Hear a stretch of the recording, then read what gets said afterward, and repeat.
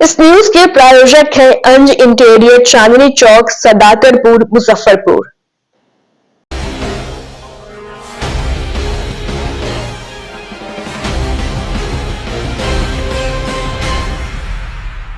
नमस्कार, मैं श्रुति और आप देख रहे हैं डेन न्यूज। खबरों को आगे बढ़ाने से पहले आइए एक नजर डालते हैं उन खबरों पर जो बनी है आज की सुर्खियां।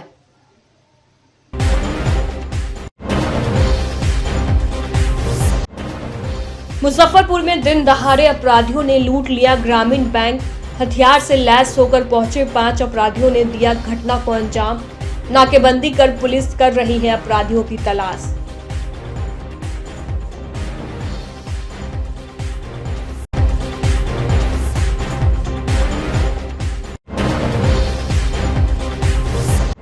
अय्यापुर में रिश्ते के पोते ने पड़ोस के दादा को सीने में मारी गोली। बुजुर्ग का अस्पताल में चल रहा है इलाज। पुलिस कर रही है मामले की जांच।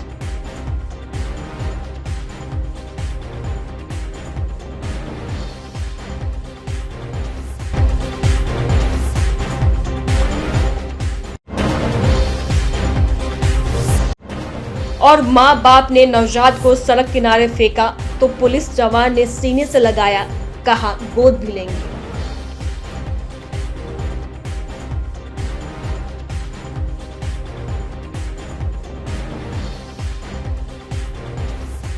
तो ये थी आज की सुर्खियां। अब खबरें विस्तार से। मुजफ्फरपुर पुलिस सभी फ्लिपकार्ट लूटकांड एवं डिलीवरी बॉय के कातिल तक पहुंच भी नहीं पाई थी कि एक बार फिर बेलगाम अपराधियों ने पुलिस को खुली चुनौती देते हुए दिन दहाड़े ग्रामीण बैंक को लूट लिया। बैंक लूट की सूचना पर पूरे जिले में हड़कंप मच गई। आनन फानन में पुलिस ने नाकेबंदी कर अपराधियों की तलाश शुरू कर दी।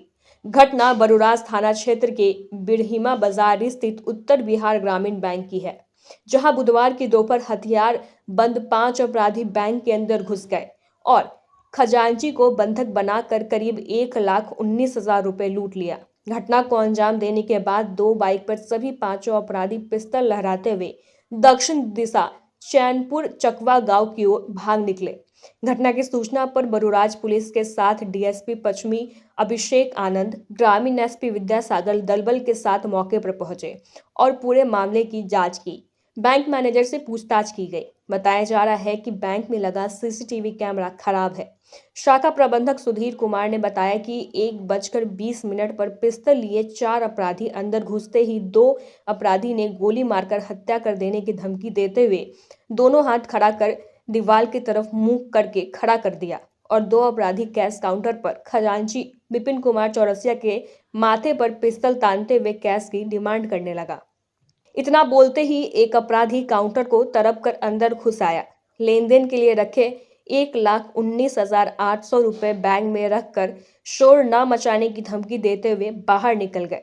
अपराधियों की गिरफ्तारी के लिए पुलिस ने विशेष टीम की गठन की है, जो सीमावर्ती इलाके में छापेमारी कर रही है। गाड़ी लगाया। हाँ,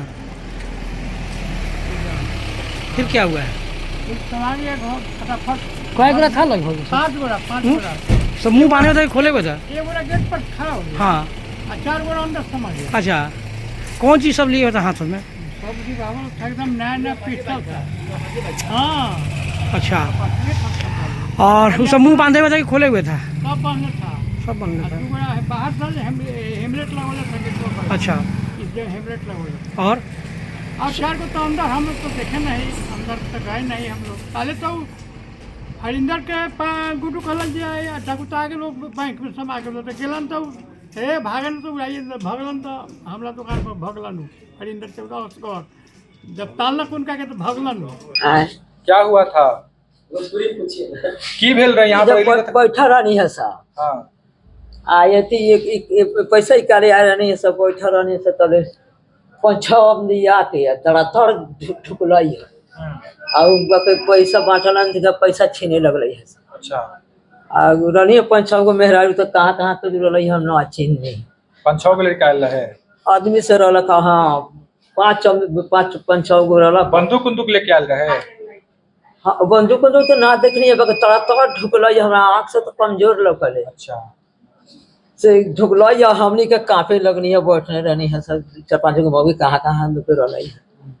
आ चल गई आ हमनी कांपे लग रही है तले तड़ा तड़ तड़ा तड़ ढुकल फटाफट पैसा बांटल से पैसा छीने लग रही। काय को भीतर घुसल रहा बताया जाए। आज लगभग 1:10 में 4 से 5 अज्ञात अपराधियों द्वारा शाखा में प्रवेश किया गया और काउंटर से कैश लेकर के वो लोग यहाँ से फरार हो गए। कितने की लूट बताई जा रही है? लगभग 1,20,000 रुपया है, 1,19,800। आपके यहाँ जो सीसीटीवी कैमरा लगा है उसमें तो सब कुछ घटना कैद हो चुका होगा। जी जी, अभी वो टेक्नीशियन को बुलाए हैं, कैमरा खुल नहीं रहा था, टेक्नीशियन को बुलाए हैं और हम लोग प्रयास करते हैं कि वो फुटेज जो है टाइप किया जाए। कर्मी कहीं से कोई चोटी नहीं, वो किसी का हाथ नहीं पहुंचाए हैं, वो सिर्फ आए हैं, बंदूकधारी थे, वो सब बंदूक दिखा करके और कैश लूट करके यहाँ से फरार। कई लोग अंदर में कई लोग घुसे? 5 लोग थे, 4 से 5 लोग थे। नहीं, ऐसी कोई सूचना नहीं। आज दिन में करीब 1 बजे से 1:15 के बीच की ये घटना है। चौकीदार भी यहाँ पर था, चौकीदार था, अंदर 2-3 ग्राहक भी थे, महिलाएं थी। एक ब्लू रंग के अपाची और एक वाइट रंग के अपाची पर 5 लोग आए।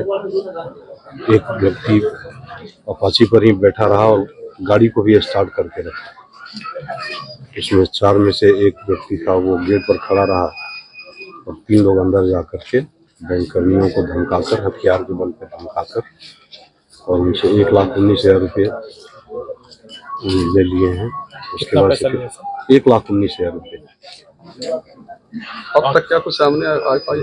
अब तक अभी तो अनुसंधान ही हम लोग कर रहे हैं। अब तक 3-4 जगह पे हम लोग ने गिरफ्तारी के लिए।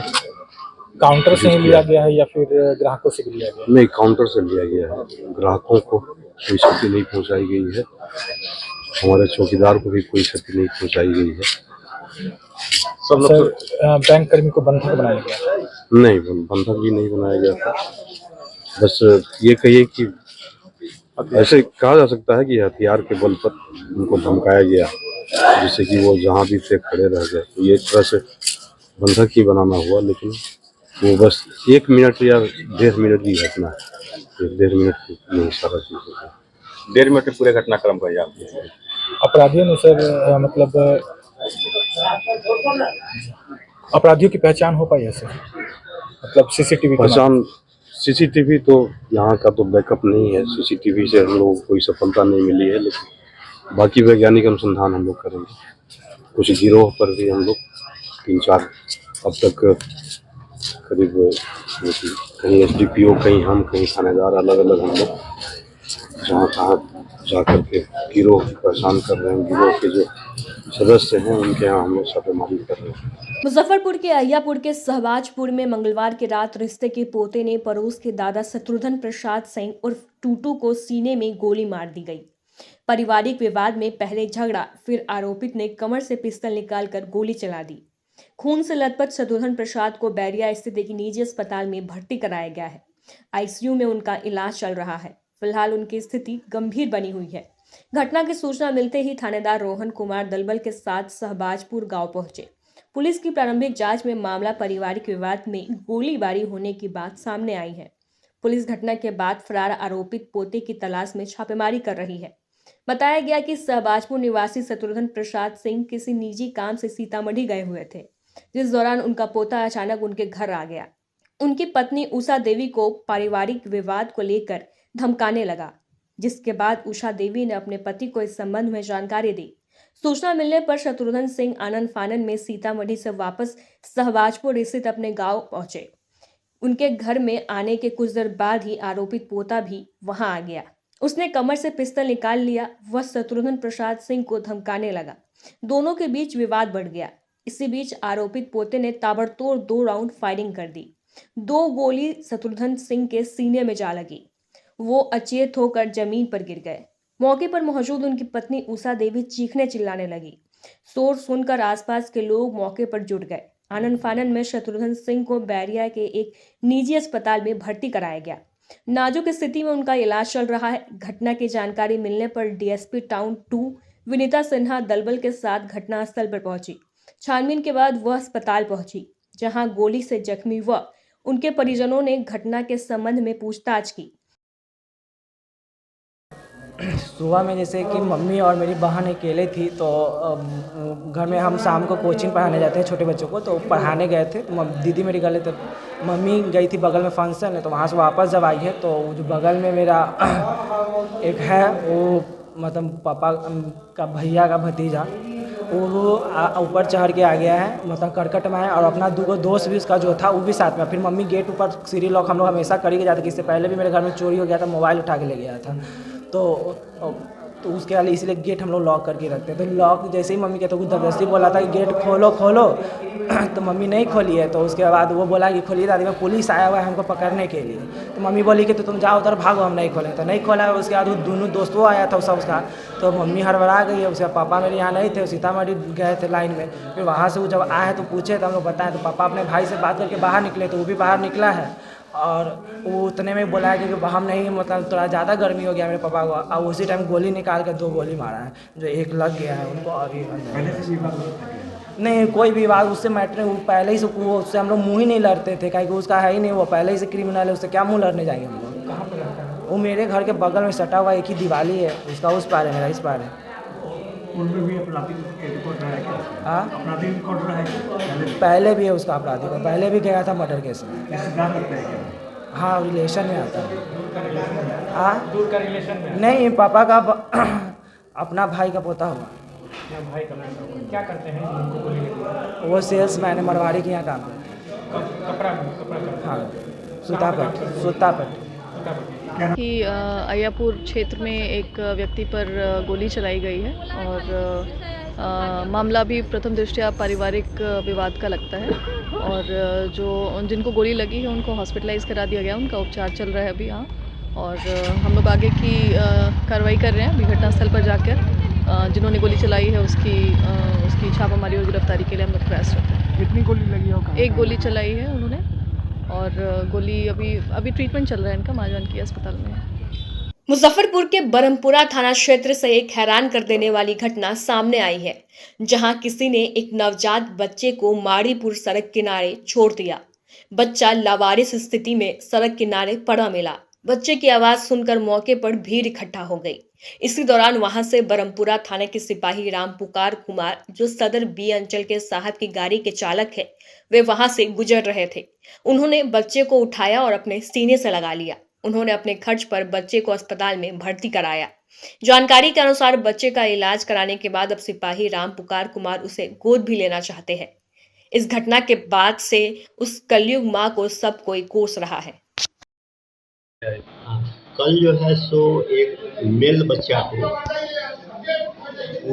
पूरा जिसको प्लासेंटा बोलते हैं, उसके साथ ही एक पुलिसकर्मी अपने इंस्पेक्टर के साथ उस बच्चे को लेके आया। उसने बताया कि बच्चा इमली चट्टी में रोड पर फेंका हुआ था, और बहुत सारी भीड़ थी, तो ये लोग दस्ती में थे। तो पुलिस विभाग की गाड़ी देखे तो इन्होंने रोका कि भाई क्या बात है। उन्होंने कहा यहाँ बच्चा फेंका हुआ है। तो बच्चा फेंका हुआ है तो पुलिसकर्मी अपने से उठाकर उसको यहाँ पर लेके आया है। बच्चा को मेरे सामने लाया, मैंने देखा, एग्जामिन किया बच्चे को। बच्चे की स्थिति उस समय अच्छी नहीं थी, लेकिन आज अभी इसमें उसकी स्थिति अच्छी है, ठीक है, पहले से बहुत बेटर है। हम लोगों ने उसको तुरंत इमीडिएट उसका पहले प्लासेंटा को हटवाया। पुलिस का जो चेहरा है लोगों के मन में, वो हमेशा उल्टा रहता है कि नहीं, पुलिस जो है सो कोऑपरेटिव नहीं होती है। उसका मन चेहरा नहीं होता है कि जैसे बच्चे को लोग घर में क्या कहते हैं कि तुम ये नहीं काम करोगे तो पुलिस से पकड़वा देंगे, भय का एक माहौल रहता है। उस समय पुलिस का जो मानवीय कार्य है उसके लिए बहुत बहुत उन लोगों को मैं धन्यवाद देता हूँ। साथ ही पुलिस के इस कार्य के लिए मैं आपके चैनल के माध्यम से पुलिस महकमा को ये सुझाव देता हूँ कि उस पुलिसकर्मी को, जिसका नाम राम पुकार था, ड्राइवर है, और उनके इंस्पेक्टर प्रमोद जी जो साथ में लाए थे बच्चे को, उसको इनाम देना चाहिए। उसने ऐसा मानवीय कार्य किया है। पुलिस कर्मियों के समान वेतन की मांग को लेकर बुधवार को होमगार्ड जवानों ने मुजफ्फरपुर के करवल्ला स्थित होमगार्ड कार्यालय से समाहरणालय स्थित डीएम कार्यालय तक मशाल जुलूस निकालकर सरकार के खिलाफ प्रदर्शन किया। प्रदर्शन कर रहे होमगार्ड के जवानों ने जिलाधिकारी के समक्ष नारा लगाया कि जिस देश का रक्षक भूखा होगा उस देश का हालत क्या होगा। इस दौरान होमगार्ड की महिला जवान मीनू शाह ने बताया कि बिहार पुलिस की तरह कदम से कदम मिलाकर चलते हैं तो हम लोगों को वेतन भी पुलिस कर्मियों के समान ही चाहिए। हम लोगों को ना ही महिला अवकाश मिलता है और ना मेडिकल की सुविधा दी जाती है। वहीं प्रदर्शन का नेतृत्व कर रहे जिला अध्यक्ष अरविंद कुमार ने कहा कि इन मांगों पर पूर्ण रूप से विचार नहीं होता है तब तक प्रदर्शन जारी रखेंगे। समान काम का समान वेतन का मांग है जो हम लोग का बहुत दिनों से लंबित है, जो अभी तक नहीं क्लियर किया गया है। क्या रणनीति होगी आगे? आगे हम लोग पूरा जितना जो हम लोग का बिहार का सिपाही है होमगार्ड, टोटल हम लोग पटना जाएंगे और यहाँ से पूरा हथियार बंद कर हम लोग हड़ताल पे रहेंगे अनिश्चित काल के लिए। आज कहाँ से कहाँ तक ये जुलूस निकाले जी? कहाँ से निकला है जुलूस? ये जुलूस हमारे कार्यालय से निकला है। हाँ, डीएम ऑफिस तक का। आगे भी जारी रहेगा? हाँ, आगे भी जारी रहेगा। हम लोगों का अनिश्चित काल तक का हम लोग का हड़ताल रहेगा। क्या नाम है? ये हम लोग 18 से हाई कोर्ट सुप्रीम कोर्ट का आदेश है कि पुलिस के समान हम लोग काम करते हैं, पुलिस के बराबर काम करते हैं, पुलिस के समान वेतन दिया जाए। फिर भी हम लोग को 18 से आज तक पैसा 1 रुपया की बढ़ोतरी नहीं की गई। आज सभी कर्मचारियों को 50% की बढ़ोतरी की गई। आज हम लोग वही मांग रहे हैं कि हम लोग को भी बढ़ा दिया जाए। 774 रुपया में परिवार का भरण पोषण, बाल बच्चा का दवाई, माता पिता का देख रेख करने में काफ़ी कठिनाई हो रही है। महिलाओं की अवकाश नहीं मिल रही है। मृत गृह रक्षक परिवार को मात्र 4 लाख रुपया दिया जाता है जो आम नागरिक को दिया जाता है, रोड एक्सीडेंट में दिया जाता है। हमारा गृह रक्षक लड़ाई में मुठभेड़ में कहीं भी मरता है, बीमारी से मरता है, फिर भी 4 लाख मिलता है, जिसको पुलिस के समान हम लोग की मांग है। जो सरकार से वार्ता हुई थी 10वां महीना में 15 तारीख को अनिश्चितकाल हड़ताल था, उसको 1 दिन में हम लोग को वार्ता करके सरकार हड़ताल को वापस कर दिया था, जो हम लोग दे रहे हैं। बाकी आज तक इसमें 1 पैसे की वृद्धि नहीं की गई। इसके लिए हम लोग सरकार के खिलाफ आज 3 रोज से नाराबाजी कर रहे हैं, रोड पर बउआ रहे हैं। क्या रणनीति रहेगी आगे की? आगे की रणनीति रहेगी, यदि सरकार नहीं मानी तो अगला चरण में हम लोग सरकार का पूरा काम काज को ठप कर देंगे। वर्दी, राइफल, गोली समूचा उनको वापस कर देंगे। हम लोग होमगार्ड का नौकरी नहीं करेंगे। पहला शासन पर क्या कब हड़ताल समाप्त किया? 15/10/24। संसद सदस्य सड़क सुरक्षा समिति की बैठक बुधवार को मुजफ्फरपुर के समाहरणालय सभागार में आयोजित की गई। इस दौरान सांसद डॉक्टर राजभूषण चौधरी ने कहा कि वर्तमान समय में सड़क और परिवहन मानव जीवन के लिए एक अभिन्न अंग बन गई है। सड़क परिवहन मानव जीवन को गति प्रदान करती है। वही सड़क दुर्घटनाओं में होने वाली मृत्यु अत्यंत चिंता का विषय है। इसलिए 2 पहिया वाहन चालक अनिवार्य रूप से हेलमेट पहने, 4 पहिया वाहन चलाते समय सीट बेल्ट अवश्य बांधे। शराब पीकर वाहन चलाने वालों पर कड़ी कार्रवाई की जाए, जिससे सड़क दुर्घटनाओं में कमी लाई जा सके। संसद सदस्य सड़क सुरक्षा समिति के अध्यक्ष सांसद डॉक्टर राजभूषण चौधरी ने कहा कि सड़क दुर्घटना की रोकथाम के लिए जन जागरूकता अभियान चलाए। इस अभियान में संतुलित गति में वाहन चलाने, हेलमेट पहनने, सीट बेल्ट लगाने, सड़कों के सांकेतिक चिन्हों का पालन करने और शराब के नशे में वाहन न चलाने के बारे में जानकारी दी जाए। कार्यक्रम के तहत ये कार्यक्रम रखा गया है। हमारे देश के सम्मानित मंत्री नितिन गडकरी साहब ने ये कार्यक्रम चलाया है इस उद्देश्य के साथ कि हम अपने यहाँ जो रोड एक्सीडेंट होता है उसको कैसे कम कर सकें और उसमें जो मृत्यु दर ज़्यादा है उसको कैसे कम कर सकें। इसके लिए एक कार्यक्रम रखा गया और ये कार्यक्रम लगभग हर 3 महीना पर रोड सेफ्टी का होगा। ये प्रयास है हम लोग का।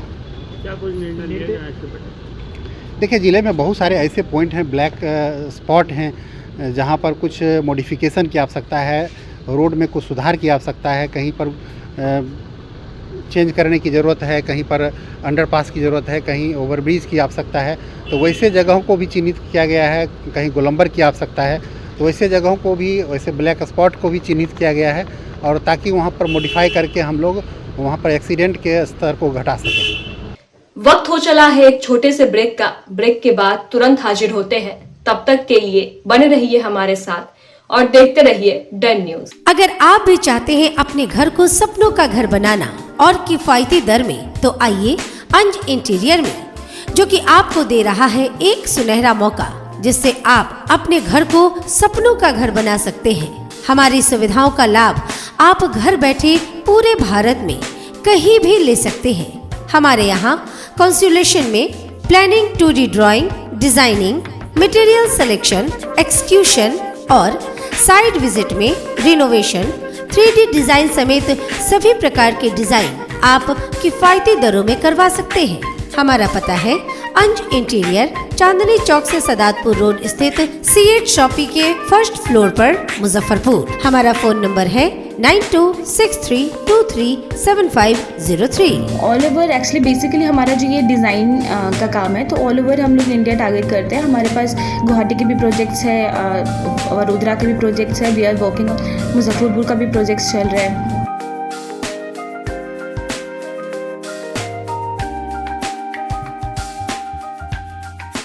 ब्रेक के बाद एक बार फिर से आपका स्वागत है। तो चलिए बढ़ते हैं अगली खबरों की ओर। प्रयागराज महाकुंभ में हुए भगदड़ पर केंद्रीय राज्य मंत्री जल शक्ति मंत्रालय राजभूषण निषाद ने जो बयान दिया है वह अजीबोगरीब है। मुजफ्फरपुर में पत्रकारों से बात करते हुए मंत्री राजभूषण निषाद ने कहा कि वहां बड़ी गैदरिंग है, बहुत बड़ा समूह रहता है और कुछ लोग नॉनसेंस क्रिएट करते हैं। वहां कुछ लोग इस प्रयास में रहते हैं किस तरह सरकार को बदनाम किया जाए। इसमें बहुत सारे लोग अफवाहें भी फैलाते हैं, जिससे कभी कभी भगदड़ मचता है। आप जानते हैं कि उत्तर प्रदेश की सरकार कितनी संवेदनशील है और जो भी समस्या है उसे सॉर्ट आउट किया जा रहा है। आगे इस तरह की घटना ना हो, इसका भी प्रयास किया जा रहा है। अब सवाल उठता है कि जब सरकार को यह पता था कि महाकुंभ के अवसर पर करोड़ों लोग वहां जुटेंगे और सरकार यह भी जानती है कि कुछ लोग सरकार को बदनाम करने की साजिश करते हैं। देखिए, बहुत बड़ी गैदरिंग है, बहुत बड़े भीड़ समूह रहता है। वहाँ पर थोड़ा बहुत कुछ लोग न्यूसेंस क्रिएट करते हैं। बहुत लोग इस उद्देश्य में लगे हुए रहते हैं कि किस तरह से सरकार को बदनाम किया जाए, और इसके कारण बहुत सारे लोग अफवाहें भी फैलाते हैं, और जिसके कारण कभी कभी भगदड़ मचता है। सरकार मजबूती के साथ, आप जानते हैं कि हमारे उत्तर प्रदेश की सरकार कितनी संवेदनशील है, देश की सरकार कितनी संवेदनशील है, और जो भी समस्या है उसको हम लोग सॉर्ट आउट करने में लगे हुए हैं। आगे ऐसी घटना ना हो, इसको भी ध्यान में रखा जा रहा है।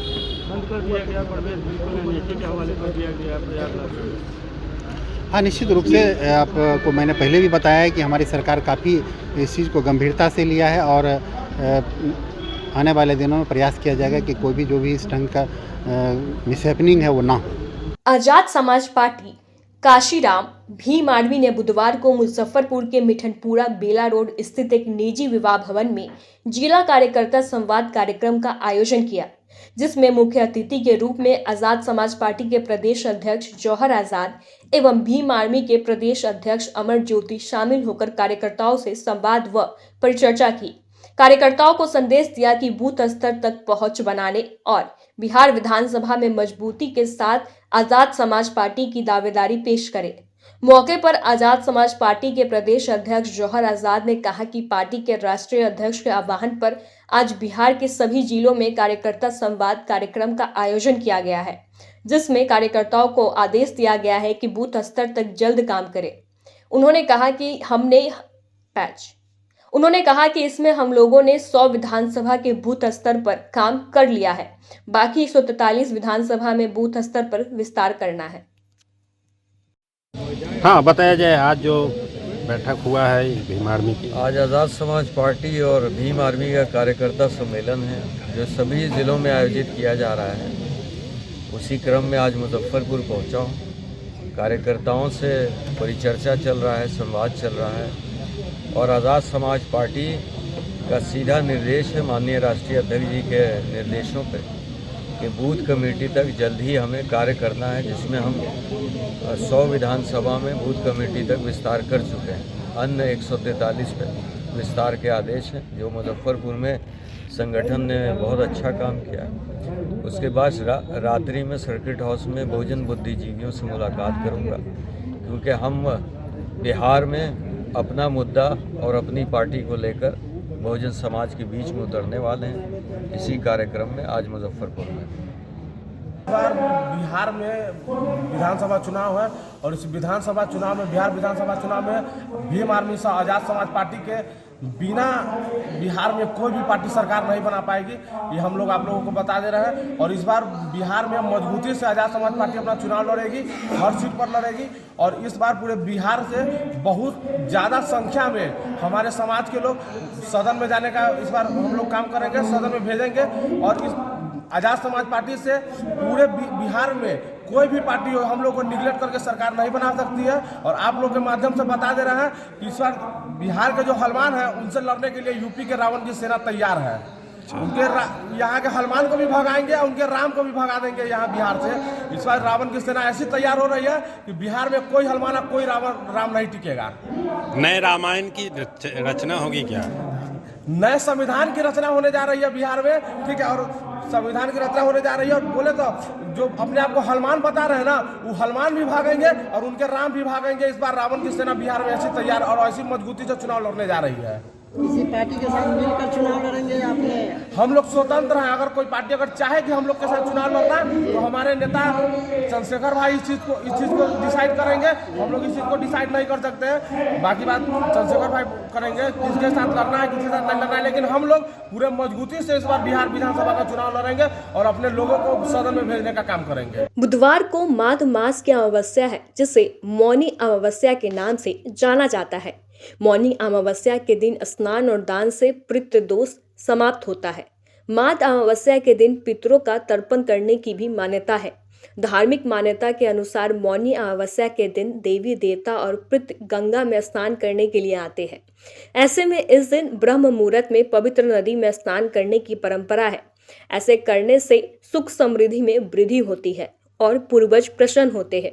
मौनी अमावस्या पर स्नान दान करने के लिए शहर के सभी नदी घाटों पर श्रद्धालुओं की भीड़ उमड़ पड़ी। लोगों ने नदी घाटों पर आस्था की डुबकी लगाकर पुण्य लाभ कमाया। इसी दौरान नदी घाट पर हर हर गंगे के जयकारों से गूंज उठा। अहले सुबह से ही नदी घाटों के किनारे श्रद्धालुओं की भीड़ उमड़ने लगी। श्रद्धालुओं ने नदी में डुबकी लगाकर तट पर बैठे पंडों को दान दक्षिणा दिया। इसके साथ ही बड़ी संख्या में श्रद्धालु बाबा गरीबनाथ मंदिर पहुंचे, जहां उन्होंने बाबा गरीबनाथ को जलाभिषेक किया। बड़ी संख्या में श्रद्धालु पहुंचने के कारण मंदिर में पूजा अर्चना के लिए विशेष तैयारी की गई थी। पंडित प्रभात मिश्रा ने बताया कि मौनी अमावस्या पर मकर राशि में सूर्य, बुध और चंद्रमा तीनों ग्रहों का अद्भुत योग बन रहा है। इस योग में मनुष्य की सभी मनोकामनाएं पूरी होती है। थोड़ा असुविधा के कारण नहीं गए हैं, जाएंगे बाद में। लेकिन गंगा में स्नान किए हैं तो अच्छा लग रहा है। यहाँ भी प्रयागराज ही समझ करके स्नान किए हैं। कितना दूर से आए हैं आप लोग? मुजफ्फरपुर से आए।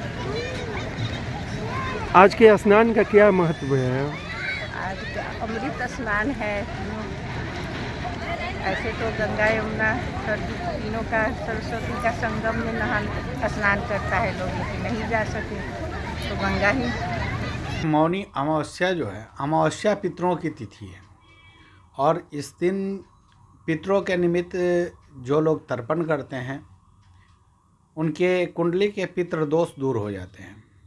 और ख़ासकर जो शनि ग्रह है, तो आपको इस बार मौनी अमावस्या पर त्रिग्रही योग बना है, जो सूर्य, चंद्रमा और बुध ये तीनों मकर राशि में जो है गोचर कर रहे हैं। वहीं शुक्र और शनि जो है वह कुंभ राशि में गोचर कर रहे हैं और राहु मीन राशि में गोचर कर रहे हैं। गुरु जो है वृष राशि में गोचर कर रहे हैं। इस बार बहुत अद्भुत संयोग है। इसमें स्नान दान के साथ साथ पितृदोष के लिए यदि पिंडदान करें पितरों के निमित्त, और लोग यदि अमृत स्नान करते हैं यानी ब्रह्म मुहूर्त में स्नान जो लोग करते हैं उनके समस्त दोष दूर हो जाते हैं। और इस दिन दान का विशेष महत्व है। अपने पितरों के निमित्त दान करें, गरीब ज़रूरतमंदों को दान करें तो विशेष लाभ होता है। अमावस्या की तिथि कब तक है? अमावस्या की तिथि आज जो है 6:28 संध्या काल तक है। पूर्व सांसद एवं केंद्रीय मंत्री स्वर्गीय जॉर्ज फर्नांडिस की पुण्यतिथि पर बुधवार को राजकीय समारोह का आयोजन किया गया। मुजफ्फरपुर के सिटी पार्क स्थित उनकी आदमकद प्रतिभा पर जिलाधिकारी सुब्रत कुमार सेन, नगर आयुक्त विक्रम वीरकर, उप विकास आयुक्त श्रेष्ठ अनुपम सहित कई अधिकारियों एवं गणमान्य अतिथियों ने माल्यार्पण कर श्रद्धा निवेदित की। मौके पर जिलाधिकारी सुब्रत कुमार सेन ने कहा कि स्वर्गीय जॉर्ज फर्नांडिस का मुजफ्फरपुर से काफी संबंध रहा है। मुजफ्फरपुर का जो नाम है उसमें बहुत बड़ा योगदान जॉर्ज फर्नांडिस का है। हम लोगों का भी प्रयास है कि कैसे मुजफ्फरपुर तेज गति से आगे बढ़े और उनकी पुण्यतिथि पर हम लोगों ने श्रद्धा सुमन अर्पित करते हुए इसी दिशा में प्रयास करने का संकल्प और भी मजबूत किया है। जानते हैं कि आदरणीय जॉर्ज फर्नांडिस साहब का मुजफ्फरपुर से काफ़ी पुराना संबंध रहा है और जो मुजफ्फरपुर की पहचान है उसमें बहुत बड़ा नाम जॉर्ज फर्नांडिस साहब का रहा है। तो आज हम लोगों ने श्रद्धा सुमन अर्पित किया है और हम लोगों का प्रयास है कि कैसे मुजफ्फरपुर तेज गति से आगे बढ़े और उस दिशा में जो भी प्रशासन से बन पड़े। तो आज की इस तिथि में हम लोग श्रद्धा सुमन अर्पित करते हुए इस दिशा में प्रयास करने के संकल्प को और मजबूत करते हैं और हम लोगों की तरफ से श्रद्धा सुमन अर्पित किया है। नागरिक मोर्चा की ओर से बुधवार को मुजफ्फरपुर के पूर्व सांसद पूर्व रक्षा मंत्री जॉर्ज फर्नांडिस की पुण्यतिथि पर उनके प्रतिभा स्थल सिटी पार्क में श्रद्धांजलि सभा का आयोजन किया गया। उपस्थित लोगों ने जॉर्ज फर्नांडिस की प्रतिभा पर माल्यार्पण कर उन्हें श्रद्धा सुमन अर्पित करते हुए श्रद्धांजलि अर्पित की। मौके पर नागरिक मोर्चा के महासचिव मोहन प्रसाद सिन्हा ने कहा कि जॉर्ज फर्नांडिस का सपना था कि मुजफ्फरपुर को मिनी मुंबई बनाए। आज उनके पुण्यतिथि के अवसर पर हम सभी लोगों ने यह प्रण लिया है कि उनके सपनों को साकार करेंगे। इसके साथ ही उन्होंने कहा कि हम मुजफ्फरपुर के नवनिर्वाचित सांसद डॉक्टर राजभूषण निषाद से भी आग्रह करेंगे कि वह जॉर्ज फर्नांडिस के सपनों को साकार करने की दिशा में प्रयास करें और मुजफ्फरपुर का तीव्र गति से विकास कर उसे मिनी मुंबई बनाने में सहयोग करें। अंतर्राष्ट्रीय मजदूर नेता जिनको जयप्रकाश आंदोलन के दौरान तानाशाह सरकार जिसके खिलाफ जेपी आंदोलन हुआ था, श्रीमती इंदिरा गांधी ने डायनामाइट केस में जॉर्ज फर्नांडिस को तिहाड़ जेल में बंद कर दिया था। ये उसी समय का ये चित्र है जो प्रतिमा में दर्शाया गया, हथकड़ी लगा हुआ। जब जेल में बंद थे तो 77 के चुनाव जब हुए पहली बार जनता पार्टी की, तो उस समय न जनता ने इनको देखा न सुना और भारी मतों से इनको विजयी बनाया। तो इसी प्रकार का चित्र लोग यहाँ बना करके इनको घुमाते थे कि जॉर्ज का जेल का ताला टूटेगा, जॉर्ज बेचारा छूटेगा। जॉर्ज फर्नांडिस का मुजफ्फरपुर का एक सपना था उनको कि मैं मुजफ्फरपुर को मिनी बॉम्बे बनाऊं।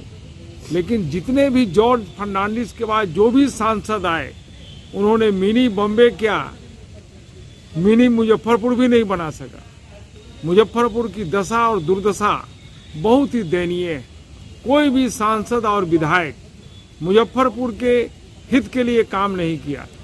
नहीं तो आज मुजफ्फरपुर जो स्मार्ट सिटी के नाम से हम लोग जानते हैं, स्मार्ट सिटी नहीं है, लूट सिटी है। स्मार्ट सिटी का कोई काम मुजफ्फरपुर के अंदर नहीं है। वही सड़क, वही नाला, वही रोड, चौड़ाईकरण नहीं किया गया, शहर का फैलाव नहीं किया गया, जिस कारण से ट्रैफिक जाम होता है प्रतिदिन और स्मार्ट सिटी का ढिढोरा पीटा जाना है। शौचालय ऐसा लगा दिया है स्मार्ट सिटी कि वो गंदगी का अंबार लगा हुआ है। न पानी पीने के लिए मिलता है, न शौचालय की कोई व्यवस्था है। मुजफ्फरपुर अपने हाल पर आंसू बहा रहा है।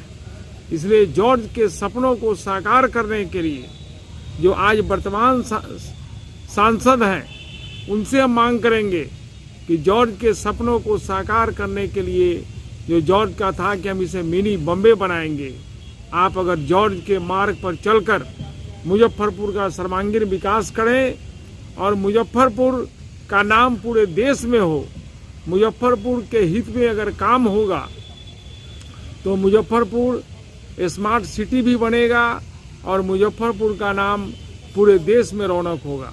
आशा ऑर्थोपेडिक एंड ट्रॉमा सेंटर के द्वारा मुजफ्फरपुर के महाराजी पोखर स्थित कुरैशी मैरिज हॉल में फ्री हेल्थ कैंप का आयोजन किया गया, जिसमें हड्डी, जोड़ एवं नस से जुड़े 150 से ज्यादा मरीजों में फ्री जांच, डॉक्टर सलाह और दवा दी गई। हेल्थ कैंप में मुजफ्फरपुर के चर्चित ऑर्थो चिकित्सा डॉक्टर सलमान खुर्शीद ने महंगे जांच भी लोगों को फ्री में मुहैया कराया। मौके पर पूर्व वार्ड पार्षद इकबाल कुरैशी, आरजू खान, तनवीर आलम समेत कई गणमान्य लोग मौजूद रहे। हड्डी का एक कैंप रखा था हमने, हड्डी के शिविर रखा था। आमतौर पे जाड़े के टाइम पे जो है ठंडक में हड्डी में जोड़ों में खास करके बूढ़े लोगों को दर्द की शिकायत काफ़ी बढ़ जाती है। तो इस वजह से हमने ये प्लान किया था कि इसको एक हड्डी के कैंप के तौर पे लोगों को फ्री में परामर्श दिया जाए। कितने पेशेंट इसमें? लगभग अभी हमने अब तक 100-125 पेशेंट देखा है। टारगेट 150 पेशेंट देखा जाए। और ये हमने महाराजी पोखर में ये कुरैशी विवाह भवन में ये प्रोग्राम किया है। जांच और दवा वगैरह भी दिया जाए। हाँ, यहाँ पे सारी जो जांच होती है, एक BMD की जांच होती है जो कि मुजफ्फरपुर में होती नहीं है आमतौर पे, और थोड़ा महंगी भी होती है। तो उसका मेन ये रहता है कि हड्डी में कितनी ताकत है, हड्डी कितनी मजबूत है, वो देखने के लिए। तो वो किया है। उसके अलावा जो दवाइयाँ वगैरह है हड्डी से रिलेटेड जो भी ज़रूरत की है वो सब यहाँ पे मुफ्त में आगे भी जारी रहेगा इस तरह का? हाँ, आगे भी हमारे प्लान, अभी हमने 15-20 दिन पहले भी किया था, और हमारा ये प्लान है कि हम जितना मुमकिन हो सके 15 दिन 20 दिन के अंतराल पे एक हड्डी का कैंप करते हैं। आज अपने कुरैशी विवाह भवन में वार्ड 38 और अगल बगल के लोगों के लिए आशा ऑर्थोपेडिक के तरफ से हड्डी रोग विशेषज्ञ डॉक्टर सलमान साहब का शिविर लगवाए हैं। मंशा है कि जो भी लोग डॉक्टर को जाने में सक्षम नहीं है, मुफ्त में यहाँ अपना जांच करा लें। या इस शिविर में जो है मुफ्त में जांच भी हो रहा है, डॉक्टर का परामर्श भी फ्री में मिल दिया जा रहा है, और उसके अलावा जो है दवा जो है मुनासिब जो दवा है जो अभी तत्काल मिलना है वो भी दवा मुफ्त में मिल रहा है, और वार्ड की जनता इसका लाभ उठा रही है। और अभी तक जो है 150 आदमी हो गया। जांच करने में थोड़ा देर लग रहा है, जिसके कारण जो है पेशेंट देखने में दिक्कत हो रही है। नहीं तो अभी तक 200-300 हो जाता है, लेकिन लोग आ रहे जा रहे 150 लाख है, 200 प्लस हम लोग काम करा लेंगे।